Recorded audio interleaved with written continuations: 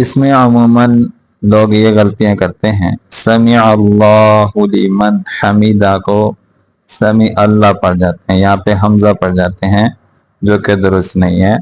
یہاں پہ عین پڑھیں گے، سمع اللہ لمن حمیدہ، حمیدہ پڑھیں گے تو یہ درست نہیں ہوگا، بلکہ ہا پڑھیں گے واضح کر کے، سمع اللہ لمن حمیدہ، حمیدہ،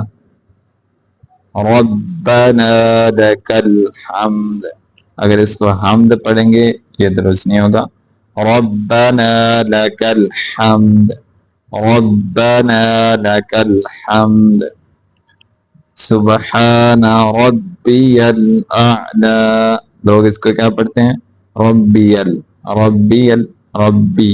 پڑھنا ہے، ربی ال نہیں پڑھنا، یا ربل نہیں پڑھنا، سبحان ربی الاعلی،